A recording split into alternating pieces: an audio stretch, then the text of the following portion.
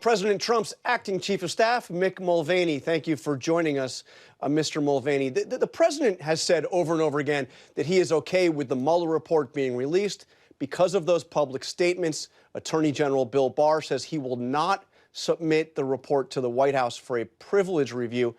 Can you assure the American people that the president will not change his mind on this, that he will not first ask to see the report before allowing it to be released? From the very beginning, we've said what we're saying now, which is Mr. Barr gets to handle this. That's how the law works. And Mr. Barr has made it clear that he's going to release it to Congress before he shows it to us. That's his decision. So we're going to let the system work. Keep in mind, this is an extraordinarily thorough report. It took 2 years, millions of dollars, hundreds of people, thousands of subpoenas. It worked the way it was supposed to work. We don't think it should have taken place in the first place, but since it did, we're glad it was as thorough as it was because it said exactly what the president said it would say from the very beginning, which was there was no collusion and no obstruction. So we are, on one hand, happy that it's over. At the same time, not surprised by the conclusions because it's exactly what we said it was going to be. So if Mr. Barr wants to show it to Congress first, he's going to do that. If he's going to redact part of it, he's going to do that. If he's not, he's going to do that. This is how the system is supposed to work, and we're very happy to let the system play out the way the law intended. So there's no question that Barr quotes Mueller directly in saying that he did not find that there was collusion between the campaign and the Russians. But why do you and why does the president say that Mueller found no obstruction? In fact, he makes no such statement. Let's look at his exact words. This is as quoted by Bill Barr. While this report does not conclude the president committed a crime, it also does not exonerate him. So the president's out there saying full exoneration. The words are does not exonerate him. Keep in mind a couple of things. I think that's actually that's a pull quote from the Mueller report. That's not Barr's interpretation. Yes. I couldn't see the exact quote. Yes, that's right. Keep in mind that is not what these documents do. When you do an investigation like this, there's typically two outcomes. Either criminal indictments come down or it just quietly goes away. These types of investigations are not designed to exonerate people. So what you saw here is simply Mueller saying, you know what, I'm going to let Barr call this one.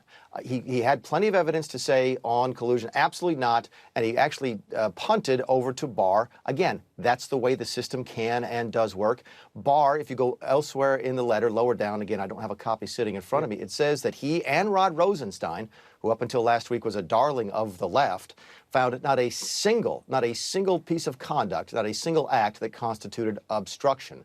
So that's why we are absolutely comfortable saying that the president has been fully exonerated. Yes, Mueller does use those words, but again, those are words you would typically find in this type of investigation. Except the president is saying specifically the special counsel exonerated me when the special counsel said he did not exonerate him. But let me ask you, another thing that the Democrats are asking for here, in addition to the full release of the report, is the underlying materials. I imagine there will be a fight over that. But there's one thing that the White House could release right now, and that is the president's written Q&A. You know, he answered questions in writing from the special counsel. Will the White House release those answers? That's the president's own words. Keep in mind, we followed the law. We will continue to do that. Congress, mostly Democrats, in fact, all Democrats in Congress, want to keep going. Our attitude is sort of enough is enough. You had your 2 years, you had all this money, you had all this opportunity to look everywhere, and you did, and there's nothing there. There is no there. It is time to move on. This is enough of this. Apparently, Democrats simply refuse to accept that. We don't know what more Mr. Mueller could have done. In fact, in another part of Mr. Barr's letter, you see that they gave the president absolutely zero special treatment. There was a lot of conjecture going into this before the report was released that somehow the president would get special treatment because of the DOJ policy about not indicting a sitting president. The Barr letter makes it very, very clear that that special treatment was not applied here. They applied the same standards they would as to anybody, and there's still no grounds for any criminal charges. So there is no collusion, there is no obstruction. I know that a lot of my friends in the other party are still upset that Donald Trump is president, but it is time to move on because enough is enough when it comes to the collusion and obstruction. But I asked about the president's written answers. Will he release those? Mr. Barr is going to decide what he releases. Congress doesn't get to do criminal investigations. That's not an Article I authority.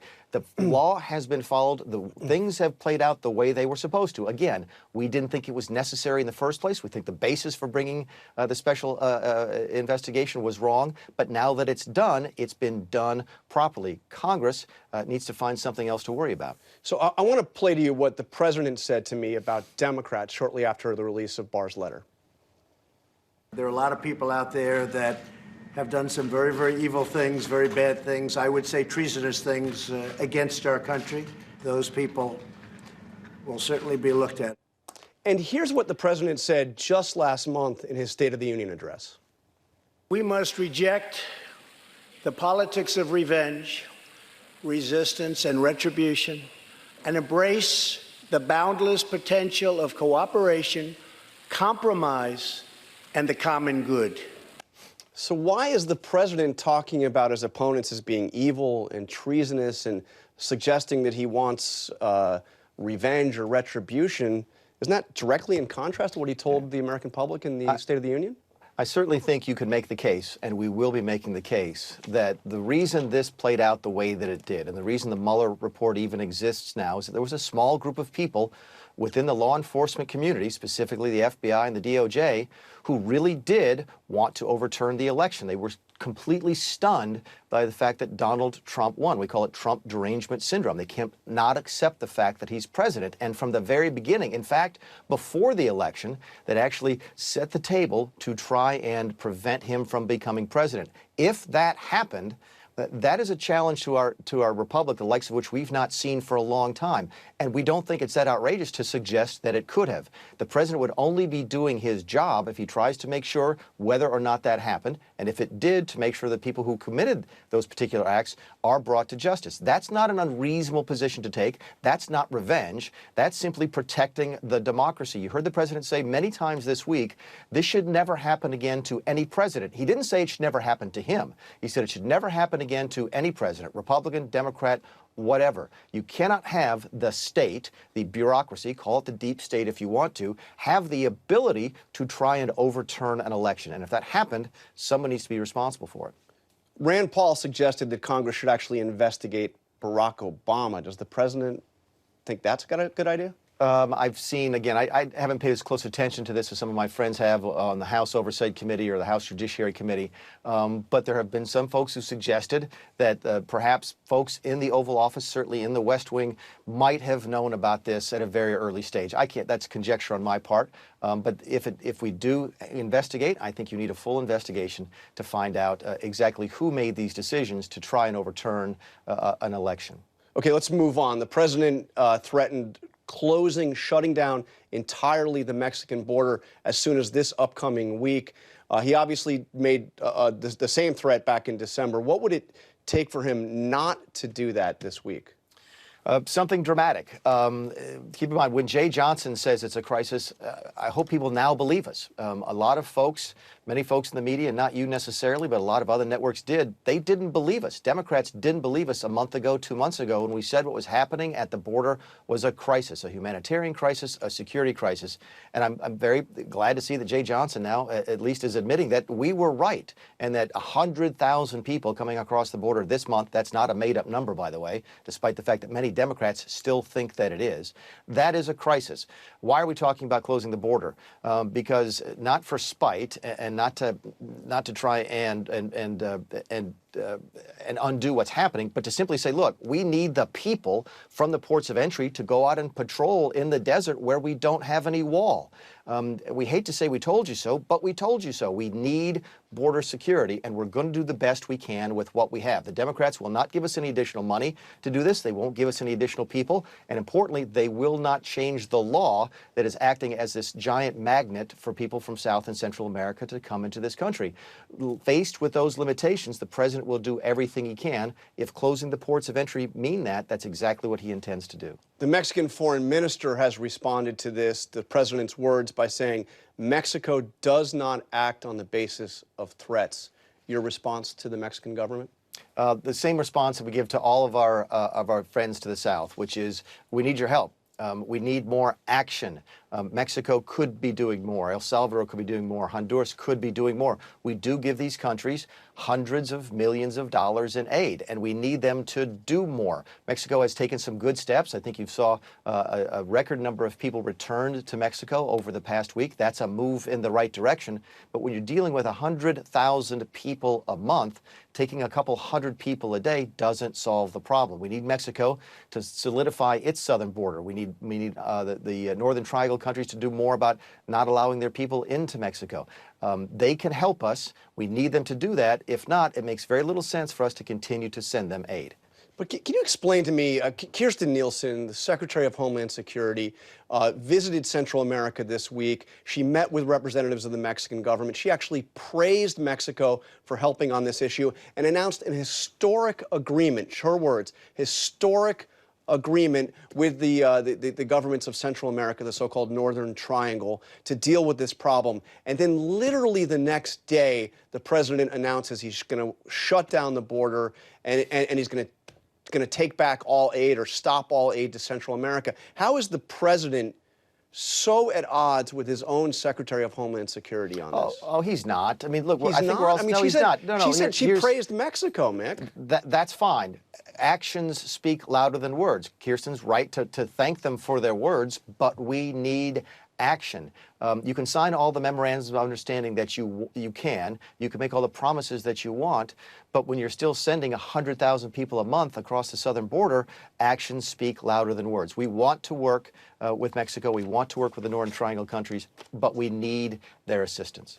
The other thing that Secretary Nielsen has asked for is authority from Congress to detain children for a longer period of time. You know, you have the issue with the court decision that says you can't do it more than 20 days. She wants to be able to detain the children with their families for a longer period of time. These asylum cases can take years. Could you really see the United States detaining children, even with their families, for years? Listen, DHS is in a pinch a bunch of different ways. Keep in mind, they're also dealing with the challenge of the unaccompanied children. They're only allowed to hold those children for, I think, 72 hours before they have to deliver them by law to HHS. HHS doesn't have any place to put them. DHS cannot release them because they're unaccompanied children, and they cannot, by law, send them back to the countries that they came for. So DHS has gone to Congress and say, look, we need legal help. Either give us the right to return these children to their countries, or give us the right to do something else with them, because right now they're in a box. Congress can fix this. But again, when you have a Democrat Party, many of whom refuse to even admit the facts. I've been in meetings with Nancy Pelosi when she said she didn't believe the numbers. And when you have such a disconnect like that, it's clear that Democrats are not going to help us. So it shouldn't surprise anybody that we're turning to what some folks might think extreme measures, because the way it's supposed to work is not working. We're supposed to fix this by changing the laws. Democrats won't do that, so we're looking at cutting off aid and closing the borders. Again, those are decisions that our hands are forced on that decisions because Democrats won't help us fix the problem. The other big announcement from the White House was asking the courts essentially to terminate all of Obamacare.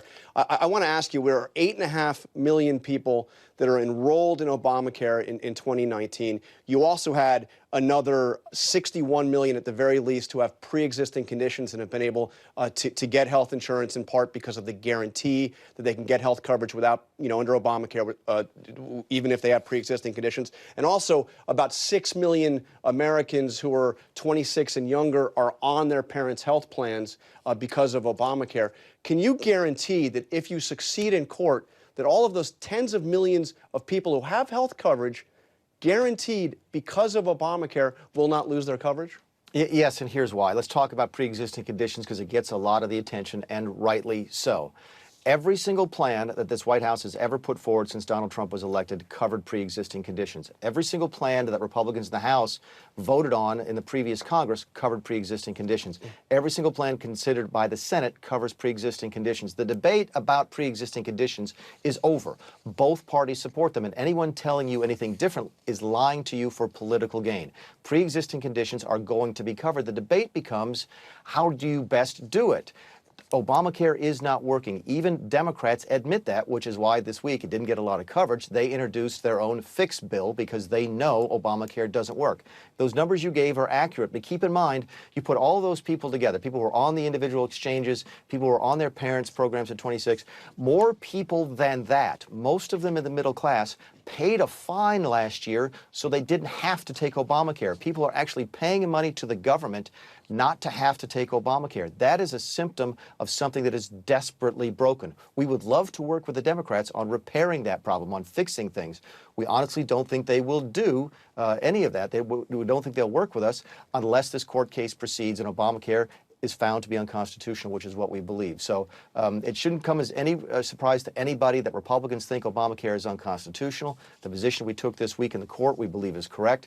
We look forward to working with Democrats. If not, we'll try and fix it by ourselves. We're just about out of time, but I want to ask you about the Special Olympics. Obviously, the budget called for eliminating federal funds for the Special Olympics. Betsy DeVos has said that she was working behind the scenes to protect that funding. The president said he overruled his people to guarantee that funding. So let me ask you, if it not Betsy DeVos, if not the president, who exactly was pushing to defund the Special Olympics? Keep in mind, debates like this happen every single day. They're happening even on a Sunday here in Washington, or up in Washington, D.C. at my office about various policies. We have disagreements all the time about policy. I would hope that folks would appreciate the fact that we're actually having critical review of all of the ways that we spend government's money. So some folks will take one side of an issue, other folks will take another side.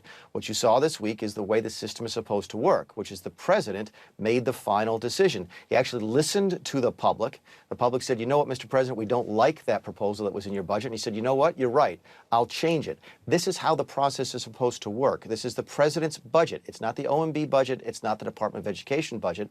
It's the president's budget. Keep in mind, the budget is $1.3 trillion. That's $1,300,000 million, of which Special Olympics is about 17. So 17 of 1,300,000. These types of debates happen every single day. The system worked exactly like it's supposed to. The president made the decision. It's the right decision. He did it because he listened to people, and I'm happy to see that process work out. And I think the end result is the right one.